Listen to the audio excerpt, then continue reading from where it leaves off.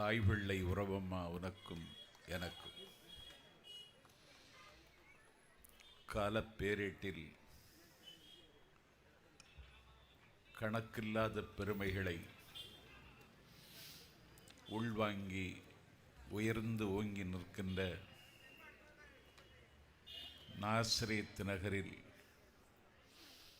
நடைபெறுகின்ற தமிழக வெற்றிக் கழகத்தின் 3ஆம் ஆண்டு உதய தின விழா பொதுக்கூட்டத்திற்கு தலைமை தாங்கி சிறப்பித்திருக்கின்ற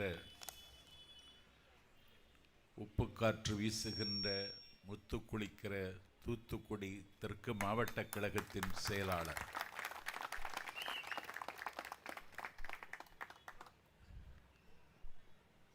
ஒரு மாவட்ட செயலாளர் எப்படி இருக்க வேண்டும் என்பதற்கு அழகிய முன்மாதிரியாக திகழ்கின்ற ஆற்றலின் ஊற்று. இவர் பெயர் பிரைட்டர், அவருடைய பேச்சு லைட்டர், ஸ்ட்ரைட்டர், பிரைட், லைட், பிரைட் எல்லாம் கூட்டணி சேர்ந்தால் பிரைட்டர் என்று சொல்லுகிற அளவிற்கு சிட்டுக்குருவிகள் வல்லூர்களை வெல்லும், வெட்டுக்கிளிகள் யானைகளை வீழ்த்தும், கோலியாத்தை தாவீது வீழ்த்தினான், ஸ்டாலினை எங்கள் தளபதி வீழ்த்துவார் என்ற நம்பிக்கையை நடவு செய்து அமர்ந்திருக்கிற மாவட்ட கழகத்தின் செயலாளர் டிவிஏ பிரைட்டர் அவர்களே, வந்திருப்பவர்களை வசந்தத்தின் தூதுவனாக இருந்து வண்ண தமிழில் எண்ணமினிக்க வரவேற்று மகிழ்ந்திருக்கின்ற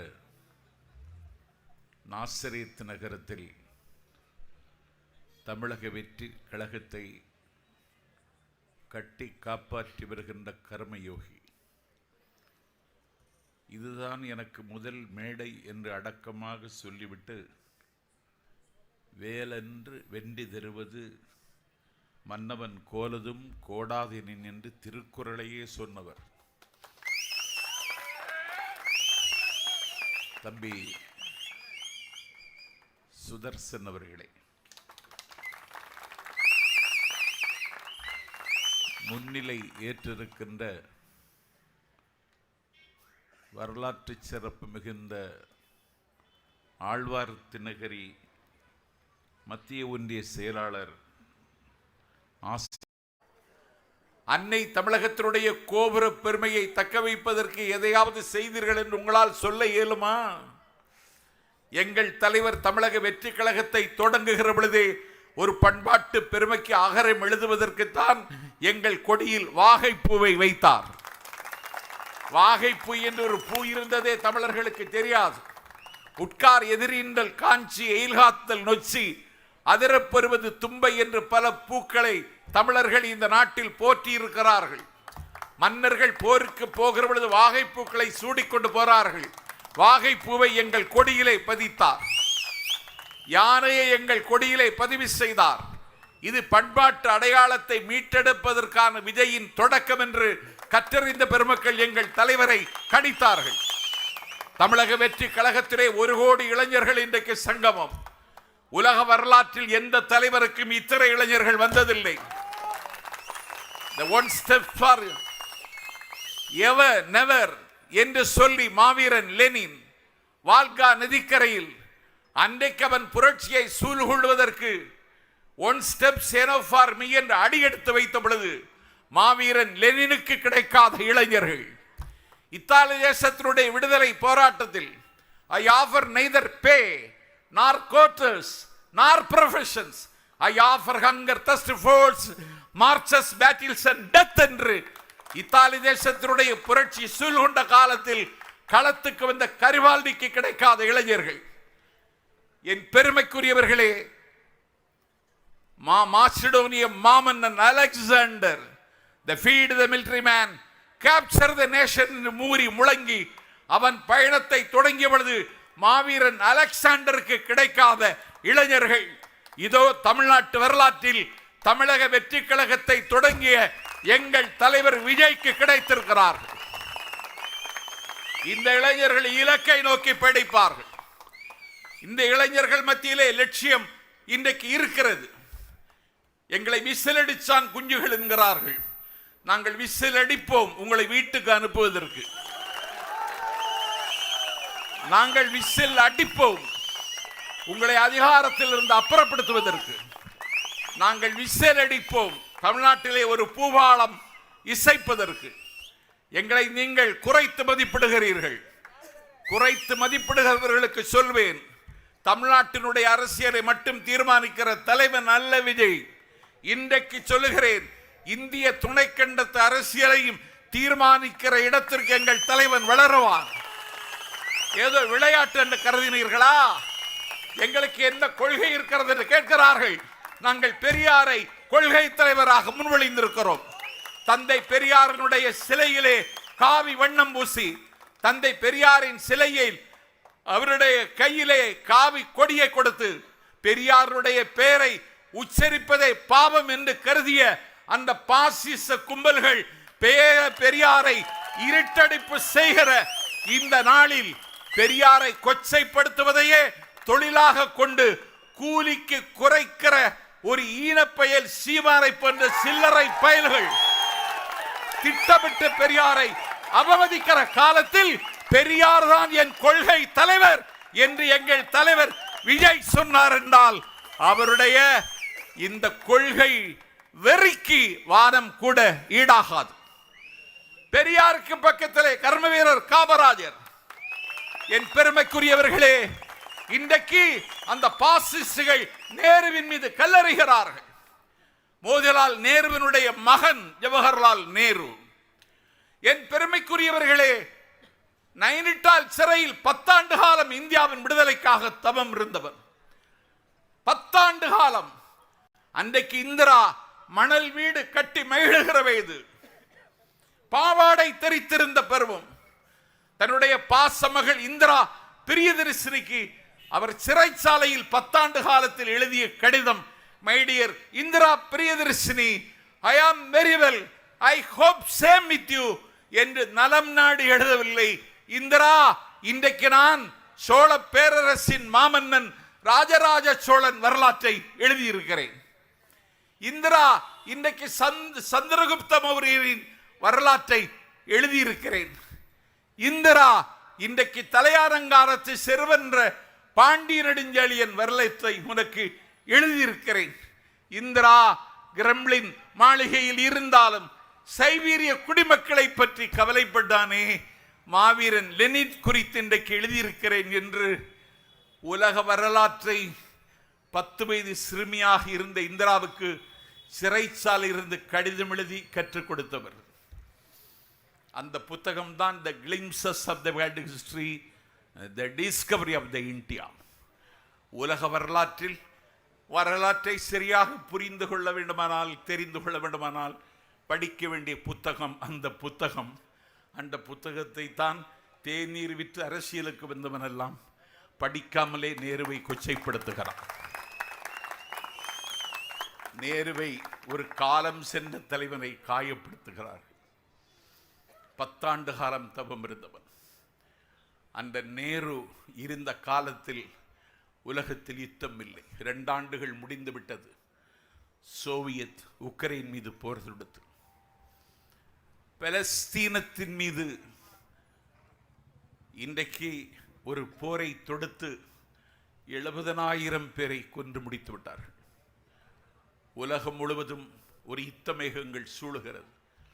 நேரு இருந்த காலத்தில் அமெரிக்காவின் அதிபர் ஜான் கென்னடி என்று பெயர் சொல்லி அழைக்கிற இடத்தில் நேரு இருந்தார்.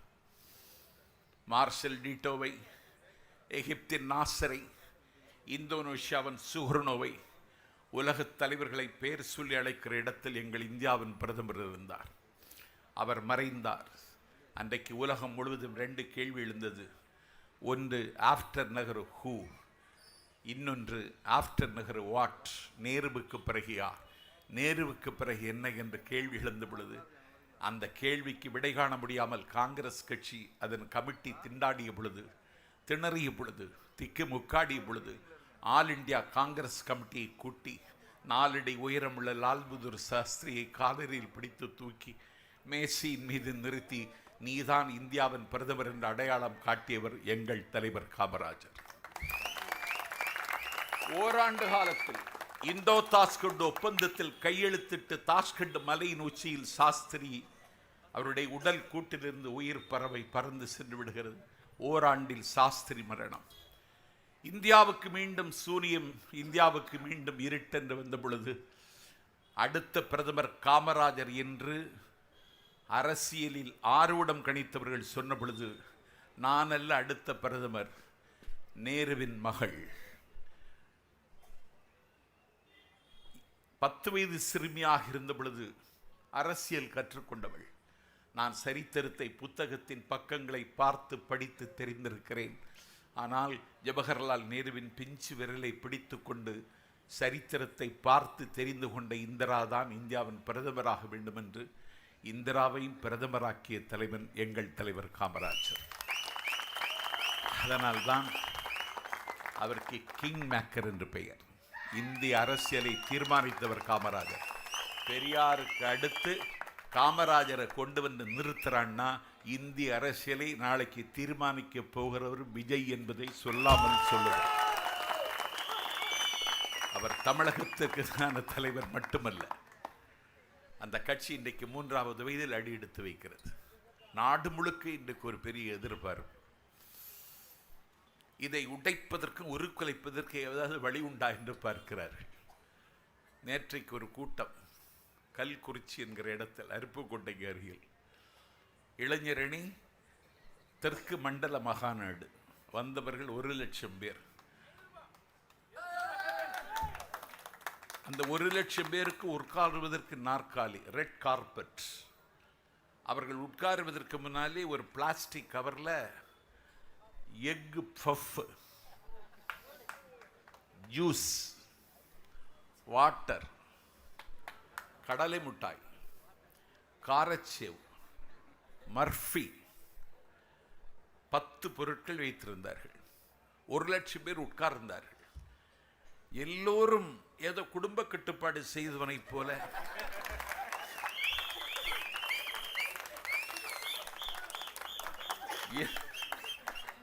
எந்த மகிழ்ச்சியும் மலர்ச்சியும் இல்லாமல் இருக்கிறார்கள். இங்கே பார்க்கிறேன் என் இடது பக்கத்தில் தம்பிமார்கள், என் வலது பக்கத்தில் தம்பிமார்கள். முதலமைச்சரே என்ன செய்கிறார்? எங்க தலைவரை காப்பி அடிக்கிறார். துணை முதலமைச்சர் காப்பி அடிக்கிறார். எங்க தலைவர் தான் செல்ஃபி எடுப்பார். உதயநிதி செல்ஃபி எடுத்து பார்க்கிறான். அவனுக்கு செல்ஃபி எடுக்காது. செல்ஃபி எடுத்து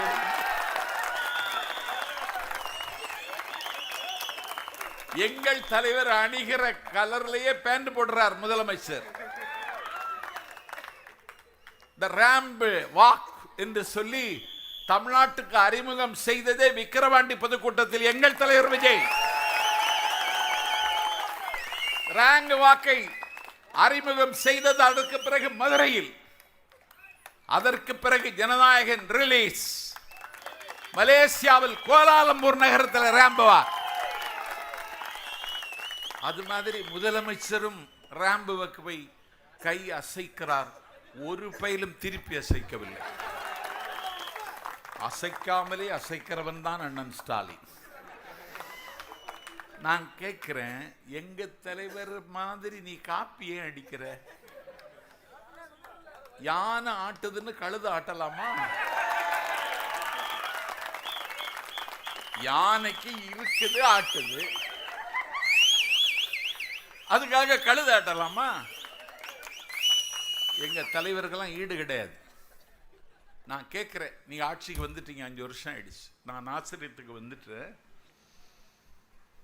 இங்க ஒரு ஸ்பிரிச்சுவல் ஹெரிட்டேஜ் மர்காஷியஸ் மாவட்ட செயலாளர், அந்த மர்காஷியஸ் தூய யோவான் ஆலயத்திற்கும் அவர்கள் அடக்கமாகி இருக்கிற நினைவிடத்திற்கும் என்னை அழைத்து சென்றார்கள். நாசரேத் இன்றைக்கு பொன்னாக மின்னுகிறது என்றால், நாசரேத் இன்றைக்கு பூவாக மலர்கிறது என்றால், மர்காஷியஸ் கண்ட கனவு, அவர் தீட்டிய திட்டம். அவருக்கு the father of the Nazareth என்று அவரை நாசரேத் மக்கள் கொண்டாடுகிறார். இதே நாசரேத்தில் மர்காஷியஸ் மேல்நிலைப் பள்ளி இன்றைக்கு உலகத்தின் எந்த மூலையில் போய் நின்றாலும் ஐ ஆம் ஃப்ரம் நாசரேத் என்று சொல்லி ஒரு தம்பி அங்கே நிற்பான். அவன் பட்டம் பெற்றவனாக இருப்பான், அவன் மருத்துவராக இருப்பான், அவன் ஒரு கல்வியாளனாக இருப்பான். உலகத்தின் எந்த மூலையிலும் ஒரு நாசரேத்தினுடைய குடிமகன் ஐ ஆம் ஃப்ரம் நாசரேத் என்று சொல்லி கம்பீரமாக நிற்கிறான். இங்கே ஒரு தூய ஏவான் பெண்கள் மேல்நிலை பள்ளி. ஒன்றை சொல்லவா, தமிழ்நாட்டினுடைய the first பெண்கள் ஸ்கூல் தூய ஏவான் பெண்கள் மேல்நிலை பள்ளி. ஆர்ட் இண்டஸ்ட்ரியல் ஸ்கூல், ஒரு தொழிற்பயிற்சி பள்ளி மர்காஷியஸ் அவர்கள் தொடங்கியது. இந்திய விண்வெளி ஆய்வு மையத்திற்கு ராக்கெட் பார்ட்டுகளை இங்க நாசரேத்தில் இருந்து அனுப்பிய பெருமை நாசரேத்துக்கு உண்டு.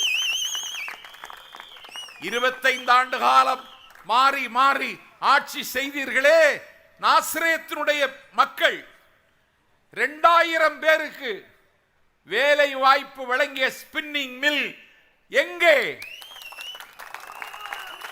ஏன் மூடினீர்கள்? அதை திறப்பதற்கு ஏதாவது திட்டம் உண்டா? 25 ஆண்டு காலம் நான் பெரிதும் நேசிக்கிற அனிதா ராதாகிருஷ்ணன் தொடர்ந்து அமைச்சர். நீங்கள் 4 நூற்றாண்டு காலம் ஒரு தொகுதியில் தொடர்ந்து வெற்றி பெற்ற அமைச்சராக இருக்கிறீர்கள். நீங்கள் ஆண்மை விருத்திக்கு மருந்து சாப்பிடுகிறீர்களே தவிர திருச்செந்தூர் தொகுதிக்கு என்ன செய்ய வேண்டும் என்று இதுவரை யோசித்திருக்கிறீர்களா? இந்த நூற்பாலையை தொடங்குவதற்கு உங்களிடத்தில் ஏதாவது திட்டம் உண்டா? எத்தனை நாளைக்கு ஏமாற்றுவீர்கள்? இந்த பீடநேரி சிப்காட் இதை அடுத்த கட்டத்திற்கு கொண்டு செல்ல உங்களிடத்திலே திட்டம் உண்டா? நாசரேத்து தான் வாலிபால், கிரிக்கெட் எல்லாவற்றையும் விட சர்வதேச அரங்கத்தில் புகழ்பெற்ற விளையாட்டு ஃபுட்பால்.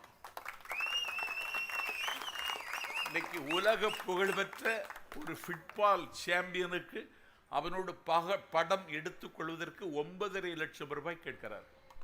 எவ்வளவு? 9,50,000 ஒரு படம் எடுப்பதற்கு. அவ்வளவு மதிப்பு ஃபுட்பாலுக்கு உலக அரங்கில் இருக்கிறது. அந்த ஃபுட்பாலில் பெயர் பெற்ற ஊர் தமிழ்நாட்டில் எது என்றால் நாசரேத். இந்த ஊரிலேதான் சாம்சன் ஞான பாண்டியன் என்றொரு வீரன் இருக்கிறார். தேசிய அணிக்காக விளையாடி புகழ்பெற்ற டிஃபெண்டர் நாசரேத்காரர். தமிழ்நாடு சந்தோஷ் டிராபி அணியில் இடம்பெற்ற மாநில அணிக்கு நாசரேத்திற்கும் பெரும் பங்கும் தொடர்பும் உண்டு. ஒவ்வொரு ஆண்டும் டெக்கானோன் மார்கேசிஸ் மெமோரியல் தெரப்பி என்ற மாநில அளவு கால்பந்து தொடர் இங்கே தொடர்ந்து நடைபெற்று வருகிறது. மர்காஷியஸ் ரிக்ரியேஷன் கிளப் ஏற்பாடு செய்கிற 69 ஆண்டுகளாக 1950 இருந்து அதில் 20 அணிகள் பங்கேற்கின்ற பெருமையும் நாசரேத்துக்கு உண்டு. இதை பற்றி ஏதாவது அண்ணன் அனிதா ராதாகிருஷ்ணன் யோசித்திருப்பாரா? அவருக்கு அந்த திட்டம் உண்டா? இந்த மார்கேஷஸுக்கு, இந்த நாசரேத்துக்கு இருந்த ஒரு பெருமை, இந்த தொகுதிக்கு இருந்த பெருமை, டிஓ ஆபீஸ் திருச்செந்தூரில் இருந்தது. அதை தூத்துக்குடிக்கு டிரான்ஸ்பர். சந்தோஷ் டிராபி அணியில் இடம்பெற்ற மாநில அணிக்கு நாசிரத்திற்கும் பெரும் பங்கும் தொடர்பும் உண்டு. ஒவ்வொரு ஆண்டும் டெக்கானோன் மார்கேசிஸ் மெமோரியல் தெரப்பி என்ற மாநில அளவு கால்பந்து தொடர் இங்கே தொடர்ந்து நடைபெற்று வருகிறது. மர்கோசியஸ் ரிக்ரியேஷன் கிளப் ஏற்பாடு செய்கிற 69 ஆண்டுகளாக 1950 இருந்து அதிலே 20 அணிகள் பங்கேற்கின்ற பெருமையும் நாசிரத்துக்குண்டு. இதை பற்றி ஏதாவது அண்ணன் அனிதா ராதாகிருஷ்ணன் யோசித்திருப்பாரா? அவருக்கு அந்த திட்டம் உண்டா? இந்த மார்கேஷஸுக்கு, இந்த நாசிரியத்துக்கு இருந்த ஒரு பெருமை, இந்த தொகுதிக்கு இருந்த பெருமை, டிஓ ஆபீஸ் திருச்செந்தூரில் இருந்தது. அதை தூத்துக்குடிக்கு டிரான்ஸ்பர் பண்ணிட்டாங்க. அமைச்சருக்கு அதை காப்பாற்ற வேண்டும் என்றோ அதை திருச்செந்தூருக்கு கொண்டு வர வேண்டும் என்றோ அப்படி ஒரு திட்டமே இல்லை. வரலாற்று சின்னங்கள் பாதுகாக்கப்பட வேண்டும் என்கிற கரிசனமோ கவலையோ அவருக்கு இல்லை. தி இண்டஸ்ட்ரியல் ஸ்கூல் அரசு நிதி ஒதுக்கீட்டில் காப்பாற்றப்பட வேண்டும், அதற்கான திட்டம் இல்லை. இந்த ஸ்பின்னிங் மில் நூற்பாலை மூடிவிட்டார்கள். அதில் தமிழக வெற்றி கழகம் சொல்லுகிறது, அதிலே ஒரு ஐடி பார்க் கொண்டு வர வேண்டும் என்று நாங்கள் கனவு காணுகிறோம். நாளைக்கு தமிழக வெற்றி கழகம் வெற்றி பெற்றால் அந்த ஸ்பின்னிங் மில் நூற்பாலை இருந்த இடத்தில் ஒரு ஐடி பார்க் கொண்டு வரப்படும் என்கிற உத்தரவாதத்தை நான் தருகிறேன். இது ஒரு ஸ்போர்ட்ஸ் சிட்டி. இதை ஒரு விளையாட்டு நகரமாகவே அறிவிக்க வேண்டும். அதுவும் அறிவிக்க முடியும். இந்த நகரத்தை புனரமைப்பது மட்டுமல்ல, தமிழ்நாட்டை புனரமைப்பதும் எங்கள் நோக்கம். மயூரி காமராஜ் அவர்கள் தேர்தல் அறிக்கை தயாரிக்கிற குழுவில் இடம்பெற்றிருக்கிறார்கள். தயவு செய்து மயூரி அவர்கள் இதையும் குறிப்பிட்டு நாளைக்கு திருச்சியில் நடைபெறுகிற அந்த ஆய்வுக்குழு கூட்டத்தில் இந்த குறிப்புகளையும் நீங்கள் கொடுக்க வேண்டும் என்று நான் மயூரி அம்மையாரை வணங்கி கேட்டுக்கொள்கிறேன். இன்றைக்கு தமிழ்நாட்டு அரசியலில் தாவேக்கா வெற்றி பெற்று விடுங்கிற நம்பிக்கை மக்களுக்கு வந்துவிட்டது. உங்க கனவை சொல்லுங்கன்னு முதலமைச்சர் காலையில் வாக்கிங் போகிற பொழுது அடையார்கிட்ட ஒரு ஆள்கிட்ட கேட்டிருக்காரு, ஒரு தம்பிகிட்ட, உங்க கனவை சொல்லுங்க தம்பின்னு. அந்த தம்பி கேட்டிருக்கான், ஜனநாயகம் எப்பொழுது வரும் என்று. முதலமைச்சர் அதுக்கு பிறகு கேட்கிறதே விட்டுட்டார். கேட்டா இப்படித்தான் பதில் வரும். இப்ப நீங்க என்ன செய்ய போறீங்க? நாங்க 234 தொகுதிகளிலும் வெற்றி பெறக்கூடிய அளவிற்கு எங்களுடைய இன்ஃப்ராஸ்ட்ரக்சர், எங்கள் கன்ஸ்ட்ரக்ஷன் இன்றைக்கு பலப்படுத்தப்பட்டிருக்கிறது. நான் மாவட்ட சென்று கேட்டேன், எப்படி இருக்கு? பூத்து கமிட்டியெல்லாம் ஃபார்ம் பண்ணி 80% ஃபுல்லாகிட்டு, இனி 20% தான். அது நமக்காக இருக்கிற வாக்கு, நான் அதை பற்றி கவலைப்படலைன்னு சொன்னார் மாவட்ட செயலாளர். எங்கள் கட்சி வளருகிறது. இந்த கட்சியினுடைய வளர்ச்சியும் வருகையும் எங்களுக்கு கிடைக்கிற வரவேற்பும் பல பேருடைய கண்ணை பொருத்துகின்றன. தமிழ்நாடு முழுக்க எங்கள் தோழர்கள் எந்த எதிர்பார்ப்பும் இல்லாமல் கடமையாற்றுகிறார்கள். இப்படி ஒரு டெடிகேஷன், அர்ப்பணிப்புணர்வோடு கடமையாற்றுகிற தொண்டர்கள் இந்திய அரசியலே தமிழ்நாட்டில் மட்டும்தான் இருக்காங்க. அதிலும் தமிழக வெற்றி கழகத்தில் இருக்கிறார். நான் ஆசிரியத்த வாழ் மக்களுக்காக சொல்லுகிறேன், நாங்கள் 2 சக்தி, ஒன்றிய அரசு, மாநில அரசு. தமிழ்நாட்டு வரலாற்றில், இந்திய அரசியல் வரலாற்றில் 2 அதிகார சக்திகளை கேள்வி கேட்கிற ஒரே தலைவன் வரலாற்றில் விஜய் அவர்கள் மட்டும்தான். இப்பொழுது என்ன சொல்லுகிறார்கள்? எங்களை பி டீம், பிஜேபிக்கு பி டீம் யார் சொல்றது? அதிகாரத்தில் இருக்கிற திமுக சொல்லுகிறது. நாஞ்சில் சம்பத்து கேட்கிறேன், எங்களை பி டீம்னு சொல்றியே, எங்களை பி டீம்னு சொல்லுவதற்கு ஏதாவது ஒரு தரவை உன்னிடத்தில் காண்பிக்க முடியுமா? நாஞ்சில் சம்பத்து கேட்கிறேன், நீங்கள் தான் பிஜேபிக்கு பி டீம், திராவிட முன்னேற்ற கழகம் தான் பிஜேபிக்கு பி டீம். இன்றைக்கு உதயநிதி ஸ்டாலின் அவர் மார்க்சிய கம்யூனிஸ்ட் கட்சியினுடைய ஒரு அமைப்பு கூடிய கூட்டத்தில் சனாதனத்தை பற்றி பேசினார். சனாதனத்தை பற்றி பேசியதற்காக தமிழ்நாட்டினுடைய துணை முதலமைச்சர் தம்பி உதயநிதி ஸ்டாலின் மீது ஜம்மு காஷ்மீரில் வழக்கு, பீகாரில் வழக்கு, உத்தரப்பிரதேசத்தில் வழக்கு, ராஜஸ்தானில் வழக்கு, கர்நாடகாவில் வழக்கு, மகாராஷ்டிராவில் வழக்கு. அந்த கர்நாடகத்தில் மட்டும்தான் ஒரு நாள் நீதிமன்றத்திற்கு சென்று வந்தார். பீகாருக்கு போகவில்லை, ஜம்மு காஷ்மீருக்கு போகவில்லை, ராஜஸ்தானுக்கு போகவில்லை, மகாராஷ்டிராவுக்கு போகவில்லை.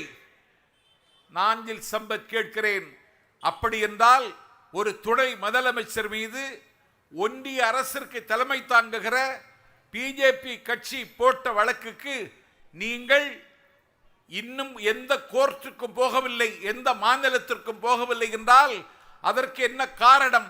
நீங்கள் அவர்களோடு கள்ள உறவு வைத்திருப்பதால் தான் போகவில்லை. ஏன் மேல போட்டா நான் போகாம இருக்க முடியுமா? ஏன் போகல? உண்மையை சொல்லு. அந்த வழக்கின் விவரம் என்ன ஆயிற்று? நீங்க போகல.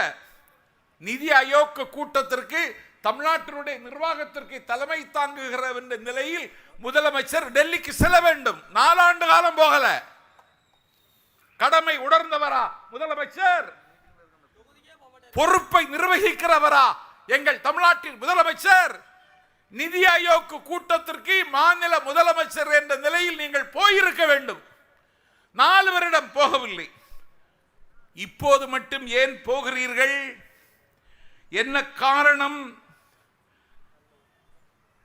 The Dawn Pictures mister Akash Bhaskaran, உதயநிதியின் உயிர் தோழன் ரதீஷ், இவர்கள் மீது அமலாக்கத்துறை ரெய்டு செய்கிறது. வெட்கக்கேடு. டாஸ்மாக் அலுவலகத்தில் அமலாக்கத்துறை ரெய்டு செய்கிறது.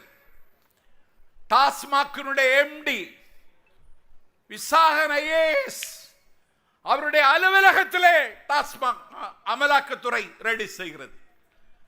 அரசு அலுவலகத்துக்குள் நுழைந்து விட்டார்கள். உதயநிதியின் உயிர் தோழர்கள் மீது ரெய்டு வந்து விட்டது. அடுத்தது உதயநிதி மேல் வரப்போகிறது. தலைக்கு ஆபத்து வந்தவுடனே தவப்புதல்வனை பாதுகாப்பதற்கு டெல்லிக்கு போகிறார் நிதி ஆயோக் கூட்டத்தில் முதலமைச்சர் என்றால் நீங்கள் பிஜேபியின் பி டீம் இல்லையா? எங்கள்கிட்ட தான் அதிகாரத்துக்கு நிழலே இல்லையே.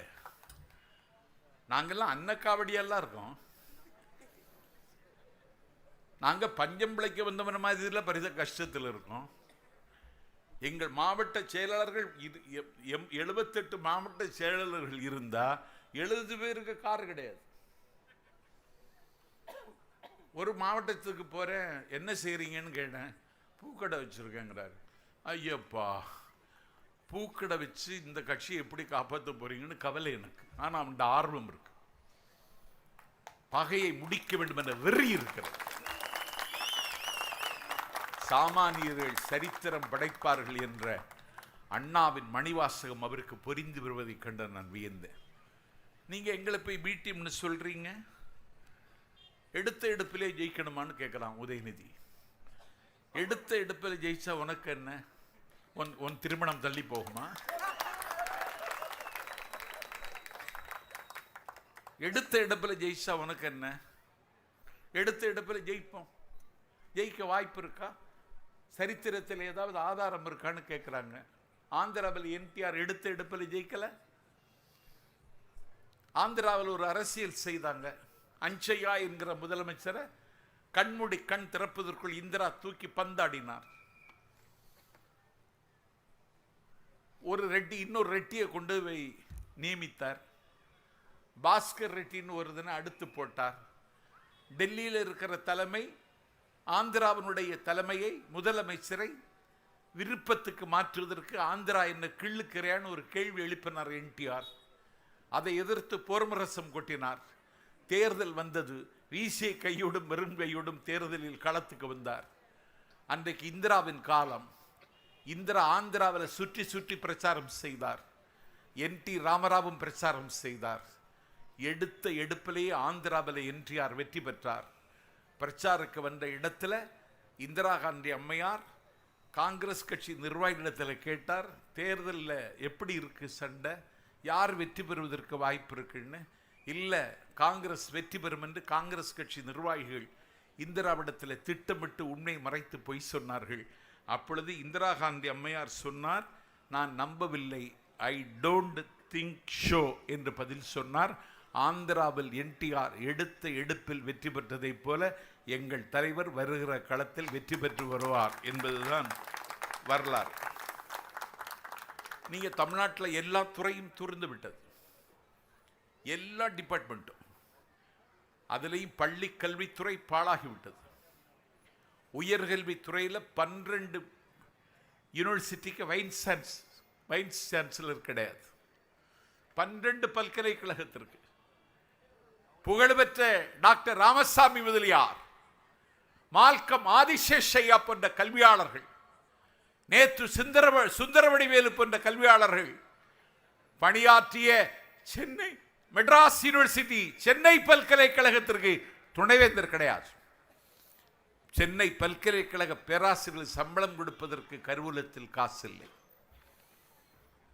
தமிழ்நாடு முழுவதும் போதையில் தடுமாறுகிறது தமிழகம். பள்ளிக்கல்வித்துறை பாழாகிவிட்டது. New education policy, national education policy ஒன்றை மோடியின் சர்க்கார் அறிமுகம் செய்தது. நான் கல்வி கற்கின்றவர்கள், கல்வி கற்பிக்கிறவர்கள் வாழுகிற நகரம் நாசிரேத்தில் சொல்லுகிறேன். அது என்ன நியூ எஜுகேஷன் பாலிசி? 3ஆம் வகுப்பு முடிந்த உடனே அவனுக்கு ஒரு தகுதி தேர்வு வைக்கிறார்கள். அந்த தகுதி தேர்வில் அந்த 3ஆம் வகுப்பு மாணவன் வெற்றி பெற்றால் தான் 4வது வகுப்புக்கு போக முடியும். 5ஆம் வகுப்பு படிக்கிறவன் படித்து முடித்தவுடனே அவனுக்கு ஒரு தகுதி தேர்வு வைக்கிறார்கள். 5ஆம் வகுப்பில் இருந்து 6ஆம் வகுப்பு போக விடுமானால் அவன் தகுதி தேர்வில் வெற்றி பெற வேண்டும். 8ஆம் வகுப்பு படிக்கிறவன் படித்து முடித்ததும் அவருக்கு ஒரு தகுதி தேர்வு வைக்கிறார்கள். அந்த தேர்வில் வெற்றி பெற்றால் தான் அவன் 9ஆம் வகுப்புக்கு போக முடியும். 11ஆம் வகுப்பு முடித்துவிட்டு கல்லூரிக்கு போவதற்கு கனவுகளோடு இருப்பான் என்றால் என் பெருமைக்குரியவர்களே, அவனுக்கும் தகுதி தேர்வு என்று சொல்லி தரப்படுத்தி எங்கள் கல்வி உரிமையை திட்டமிட்டு பறிக்கிறது மோடியின் சர்க்கார். அதற்கு பேர் தான் நியூ எஜுகேஷன் பாலிசி. அந்த பாலிசியை தமிழ்நாட்டில் சத்தமில்லாமல் நடை விவிலியத்தை சுட்டிக்காட்டி பேசினார் மாவட்ட செயலாளர். விவிலியத்தில் இருந்து யோவான் சுவிசேஷத்தை சுட்டிக்காட்டி பேசினார் மயூரி. நாஞ்சில் சம்பத் சொல்லுகிறேன், கண்ணீரோடு விதைத்தவர்கள் கம்பீரத்தோடு அறுவடை செய்வார்கள். நாம் கண்ணீரோடு விதைப்போம், கம்பீரத்தோடு அறுவடை செய்கிற நாள் வரும். எல்லா உரிமைகளும் அடகு வைக்கப்பட்டு விட்டன. மீட்க முடிகிற இடத்தில் அண்ணன் ஸ்டாலின் இல்லை.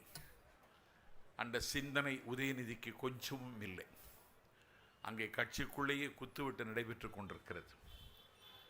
இன்றைக்கு தமிழ்நாட்டினுடைய நிர்வாகம் பிரேக் டவுன், முடங்கி போய்விட்டது. இன்னைக்கு எழுதணும் டிஎன்பிஎஸ்சி குரூப் செகண்ட் எக்ஸாம், படிவம் வாங்கி ஃபில்லப் பண்ணி புக்கெல்லாம் வாங்கி மனப்பாடம் பண்ணி நாளைக்கு தேர்வுன்னு சொல்லி இரவெல்லாம் கண்விழித்திருந்து படித்து தேர்வு எழுதுவதற்கென்று சொல்லி திருநெல்வேலியிலிருந்து புறப்பட்டு அவனுக்கு சென்டர் எங்கேன்னு கேட்டால் சிதம்பரம், அண்ணாமலை நகரம். சிதம்பரத்துக்கு போய் தேர்வு எழுதுக்கு காலையில் அரசு பஸ்ஸில் கவலையோடு போய் சிதம்பரத்தில் இறங்கி தேர்வு எழுதுவதற்கு எக்ஸாம் ஹாலுக்கு கிட்ட வந்தால் முடங்கி போச்சான். சிஸ்டம் முடங்கி போச்சு. இன்னைக்கு தேர்தல் இல்லைங்களாம், தேர்வு இல்லைங்களாம். சிஸ்டம் முடங்கல்ல, சர்க்கார் முடங்கிடுச்சு. இன்னும் என்னைக்கு எக்ஸாம்? இதற்கு என்ன பிராயச்சித்தம்? நான் தேர்வு எழுதுவதற்கு திட்டமிட்டு கட்டணம் செலுத்தி படித்து தேர்வு எழுத வருகிற பொழுது சிஸ்டம் முடங்கி போச்சு, தேர்வு ஒத்தி வைக்கிறேன்னு சொன்னால் இவ்வளோ மோசமான நிர்வாகம். இதனால தான் மக்கள் கோபத்தில் இருக்காங்க. இதுக்கு அல்டர்னேட்டிவாக தமிழ்நாட்டில் ஒரு கட்சி இருக்கா? தாவேகாவுக்கு திமுகவுக்கு பதில் சொல்ல அதிமுக சொல்ல முடியுமா? அதிமுக இன்றைக்கு ஒரு வகையில் அந்த கட்சி முடக்கப்பட்டு விட்டது பிஜேபி கட்சியால்.